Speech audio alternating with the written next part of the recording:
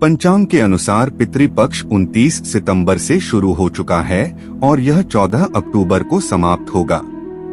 हिंदू धर्म शास्त्र में पितृपक्ष के दौरान खाने के बारे में कुछ नियम बताए गए हैं। यदि इनका पालन नहीं किया जाता है तो पितर नाराज हो जाते हैं और लौटकर स्वर्गलोक चले जाते हैं, जिसका दुष्परिणाम परिजनों को सहना पड़ता है। हिंदू धर्म शास्त्रों के अनुसार पितृपक्ष में इन 5 चीजों का सेवन वर्जित होता है। इन 5 चीजों के सेवन से कुंडली में पितृ दोष बना रहता है। इसके कारण घर परिवार में दरिद्रता बनी रहती है और तरक्की रुक जाती है। आइए जानें, जमीन में उगने वाली सब्जियों का न करे सेवन। हिंदू धर्म शास्त्र के मुताबिक पितृपक्ष के दौरान जमीन के अंदर होने वाली सब्जियों जैसे मूली, अरबी, आलू आदि का सेवन नहीं करना चाहिए और नहीं इनका पितरों का भोग लगाना चाहिए।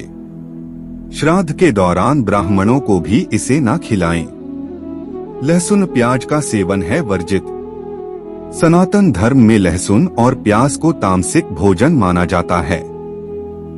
पितृपक्ष में तामसिक भोजन जैसे लहसुन, प्याज आदि चीजों का सेवन भूलकर भी नहीं करना चाहिए। पितृपक्ष में मांस, मदिरा, अंडा, शराब, बीड़ी, सिगरेट आदि का सेवन नहीं करना चाहिए।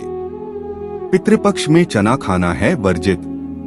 पितृपक्ष के दौरान चना या फिर चने से बनी चीजों का सेवन नहीं करना चाहिए। पितृपक्ष में पितरों को भी श्राद्ध में चने की दाल, चने और चने से बना सत्तू आदि का उपयोग अशुभ माना जाता है। इसलिए इन चीजों का सेवन भूलकर भी नहीं करना चाहिए। शास्त्रों में श्राद्ध पक्ष के दौरान मसूर की दाल का सेवन वर्जित माना गया है। इसके अलावा पितृपक्ष में दाल, चावल, गेहूं आदि जैसे अन्य कच्चे अनाज का सेवन नहीं करना चाहिए। इन अनाजों को पकाकर खा सकते हैं। पितृपक्ष चल रहा है, इसमें कई लोग श्राद्ध करते हैं। पितृपक्ष के दौरान श्राद्ध में पिंडदान और तर्पण के साथ ब्राह्मण भोजन भी करवाया जाता है। ऐसा करने से पितर तृप्त होते हैं। पिंडदान और तर्पण में पितरों को संतुष्ट करने के लिए जो जल और दूध दिया जाता है उसे हथेली में रखकर अंगूठे के द्वारा दिया जाता है, जिससे पितृ प्रसन्न होते हैं। वहीं पितरों तक भोजन पहुंचाने के लिए गौ, कुत्ते और गाय को भोजन करवाया जाता है। श्राद्ध कर्म करते समय पितरों का तर्पण भी किया जाता है, यानी पिंडों पर अंगूठे के माध्यम से जलांजलि दी जाती है। महाभारत और अग्निपुराण के अनुसार अंगूठे से पितरों को जल देने से उनकी आत्मा को शांति मिलती है। ग्रंथों में बताई गई पूजा पद्धति के अनुसार हथेली के जिस हिस्से पर अंगूठा होता है वह हिस्सा पितृ तीर्थ कहलाता है। इस प्रकार अंगूठे से चढ़ाया गया जल पितृ तीर्थ से होता हुआ पिंडों तक जाता है। पितृ तीर्थ से होता हुआ जल जब अंगूठे के माध्यम से पिंडों तक पहुंचता है तो पितर पूर्ण रूप से तृप्त हो जाते हैं। पितृपक्ष में पितरों को अंगूठे से ही क्यों दिया जाता है? पानी, अनामिका उंगली में क्यों पहनते हैं कुशा की अंगूठी? 5 वर्ष पहले पितृपक्ष में पितरों को अंगूठे से ही क्यों दिया जाता है? पानी, अनामिका उंगली में क्यों पहनते हैं कुशा की अंगूठी? पितृपक्ष चल रहा है, इसमें कई लोग श्राद्ध करते हैं। पितृपक्ष के दौरान श्राद्ध में पिंडदान और तर्पण के साथ ब्राह्मण भोजन भी करवाया जाता है। ऐसा करने से पितर तृप्त होते हैं। पिंडदान और तर्पण में पितरों को संतुष्ट करने के लिए जो जल और दूध दिया जाता है उसे हथेली में रखकर अंगूठे के द्वारा दिया जाता है, जिससे पितृ प्रसन्न होते हैं। वहीं पितरों तक भोजन पहुंचाने के लिए गौ, कुत्ते और गाय को भोजन करवाया जाता है। जानिए कुछ ऐसी ही परंपराओं और उनके कारणों के बारे में। ये हैं वो परंपराएं। श्राद्ध कर्म करते समय पितरों का तर्पण भी किया जाता है, यानी पिंडों पर अंगूठे के माध्यम से जलांजलि दी जाती है।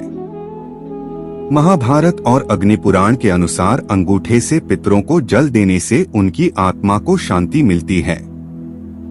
ग्रंथों में बताई गई पूजा पद्धति के अनुसार हथेली के जिस हिस्से पर अंगूठा होता है वह हिस्सा पितृ तीर्थ कहलाता है। इस प्रकार अंगूठे से चढ़ाया गया जल पितृ तीर्थ से होता हुआ पिंडों तक जाता है। पितृ तीर्थ से होता हुआ जल जब अंगूठे के माध्यम से पिंडों तक पहुंचता है तो पितर पूर्ण रूप से तृप्त हो जाते हैं। हिंदू धर्म में कुशा, एक विशेष प्रकार की घास, को बहुत पवित्र माना गया है। अनेक कामों में कुशा का उपयोग किया जाता है। श्राद्ध करते समय कुशा से बनी अंगूठी पवित्री अनामिका उंगली में धारण करने की परंपरा है। ऐसी मान्यता है कि कुशा के अग्रभाग में ब्रह्मा, मध्य में विष्णु और मूल भाग में भगवान शंकर निवास करते हैं। श्राद्ध कर्म में कुशा की अंगूठी धारण करने से अभिप्राय है कि हमने पवित्र होकर अपने पितरों की शांति के लिए श्राद्ध कर्म व पिंडदान किया है। महाभारत के अन्य प्रसंग के अनुसार जब गरुड़ देव स्वर्ग से अमृत कलश लेकर आए तो उन्होंने वह कलश थोड़ी देर के लिए कुशा पर रख दिया। कुशा पर अमृत कलश रखे जाने से कुशा को पवित्र माना जाने लगा। श्राद्ध में ब्राह्मणों को भोजन करवाना एक जरूरी परंपरा है। ऐसी मान्यता है कि ब्राह्मणों को भोजन करवाए बिना श्राद्ध कर्म अधूरा माना जाता है। धर्म ग्रंथों के अनुसार ब्राह्मणों के साथ वायु रूप में पितृ भी भोजन करते हैं। ऐसी मान्यता है कि ब्राह्मणों द्वारा किया गया भोजन सीधे पितरों तक पहुंचता है।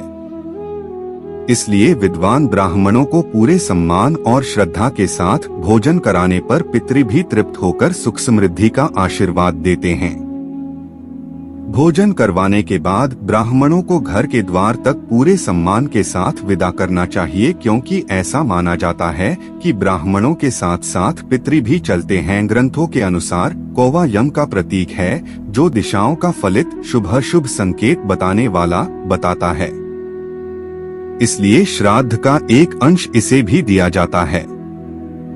कौओं को पितरों का स्वरूप भी माना जाता है। मान्यता है कि श्राद्ध का भोजन कौओं को खिलाने से पितृ देवता प्रसन्न होते हैं और श्राद्ध करने वाले को आशीर्वाद देते हैं। श्राद्ध के भोजन का एक अंश गाय को भी दिया जाता है, क्योंकि धर्म ग्रंथों में गाय को वैतरणी से पार लगाने वाली कहा गया है। गाय में ही सभी देवता निवास करते हैं।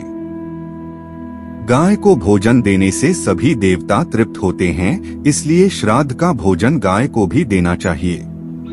कुत्ता यमराज का पशु माना गया है। श्राद्ध का एक अंश इसको देने से यमराज प्रसन्न होते हैं।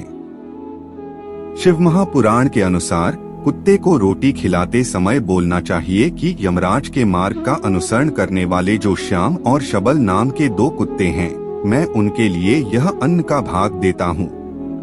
वे इस बलि भोजन को ग्रहण करें। इसे कुक्कर बलि कहते हैं। महाभारत के अनुसार श्राद्ध पक्ष में चतुर्दशी तिथि के दिन श्राद्ध नहीं करना चाहिए, क्योंकि इस दिन जो लोग तिथि के अनुसार अपने परिजनों का श्राद्ध करते हैं वे विवादों में घिर जाते हैं। उसके घर वाले जवानी में ही मर जाते हैं और श्राद्धकर्ता को भी शीघ्र ही लड़ाई में जाना पड़ता है। इस दिन केवल उन्हीं परिजनों का श्राद्ध करना चाहिए जिनकी अकाल मृत्यु हुई हो। अकाल मृत्यु से अर्थ है जिसकी मृत्यु हत्या, आत्महत्या, दुर्घटना आदि कारणों से हुई है। इसलिए इस श्राद्ध को शस्त्राघात मृत का श्राद्ध भी कहते हैं। इस तिथि के दिन जिन लोगों की सामान्य रूप से मृत्यु हुई हो, उनका श्राद्ध सर्वपितृमोक्ष अमावस्या के दिन करना उचित रहता है। दोस्तों, अगर वीडियो पसंद आया हो तो वीडियो के लिए एक लाइक जरूर कर दे और चैनल पर नए हो तो चैनल को सब्सक्राइब जरूर कर दीजिए। वीडियो लास्ट तक देखने के लिए बहुत बहुत धन्यवाद।